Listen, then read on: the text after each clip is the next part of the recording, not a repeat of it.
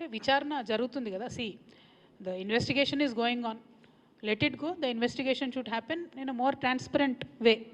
And anyway, Honorable KCR Garu was the Chief Minister for last 10 years, so they might have called him and he will answer for it, whatever they have called. So I have nothing to do with it. I am like you, waiting for the result.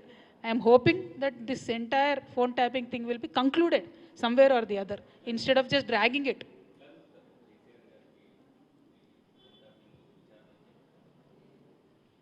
నేనేమంటున్నా brother, మన ఏం జరిగిందో నాకు తెలియదు. చట్టానికి ఎవరు కూడా అతీతులు కాదనడానికి మాత్రం మనము ఆలోచన చేసుకోవాలి.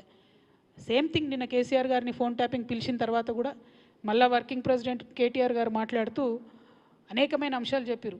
విచారణకు పిలవడం నేరము ఘోరము అన్నట్టుగా మాట్లాడినారు.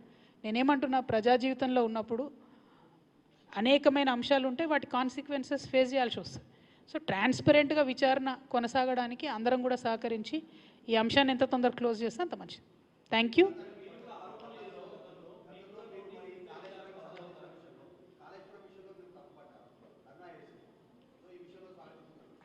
నేనేం తప్పు పట్టట్లే. నేనేమంటున్నా, వారు మాట్లాడిన మాటలు చూడండి. ఎట్లా అయితే మంచోడైనా చెడ్డోడైనా మేము చెప్పిన వాళ్ళకే ఓటేయాలన్నారో, అసలు మమ్మల్ని విచారణకే పిలవద్దు అన్నట్టు మాట్లాడుతున్నారు. అసలు ఆ సిచ్యువేషన్ ఎందుకు వచ్చింది? ఇన్ని రోజులు పిలవలేదు కదా కేసీఆర్ గారిని విచారణకు. ఇప్పుడు ఆ సిచ్యువేషన్ వచ్చింది కదా. ఆ సిచ్యువేషన్ ఎందుకు వచ్చిందో ఇప్పటికన్నా అంతర్గతంగా వాళ్ళు పరిశీలన చేసుకోవాలి. ఒకటి. రెండు, ఒకవేళ పిలిచిండ్రు అనుకోండి విచారణకు, పోక తప్పదు. ఇప్పుడు రేపు నన్ను పిలిచినా పోతా. నన్ను కూడా అప్పుడు ఈడీసీబీఐ పిలిస్తే పోతే కదా. నేను చేసినా నేరం చేయలేదా అనేటటువంటిది నేను చేయలేదని నా మనసుకు తెలుసు, కానీ అది ప్రూవ్ అవ్వాలి కదా. ఇప్పుడు కూడా అదే జరుగుతుంది. సో చట్టానికి అందరం కూడా సహకరించాలి. పిలిచినప్పుడు పోతాం. కాకపోతే ఆ యొక్క ఆలోచన విధానం ఏదైతే ఉన్నదో అందులో మార్పు రానంతకాలం బీఆర్ఎస్ పార్టీని మాత్రం ఎవడు కూడా బాగు చేయలేడు.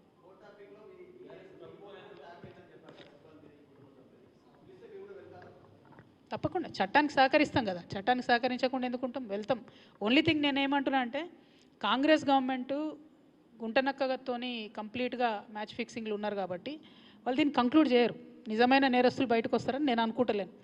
ఏదో టైంపాస్ చేసి ఇప్పుడు మున్సిపల్ ఎన్నికలు 10-11 రోజులు హడౌట్ చేసి ఏమో అనేటటువంటి ఆలోచన నాకు ఉన్నది. కాబట్టి Congress has to prove if the government is transparent, if they are serious, investigation should go forward. ఏడబోతుంది 2 ఏళ్ల నుంచి? ఎక్కడ వేసిన గొంగలు అక్కడే ఉంది, తిరిగిన దగ్గరే తిరుగుతూ ఉన్నది. సో స్టాండ్ చేసి సైకిల్ దొక్కినట్టు ఉంది పరిస్థితి. అట్లా కాకుండా కంక్లూడ్ కావాలని కోరుతున్నాను నేను.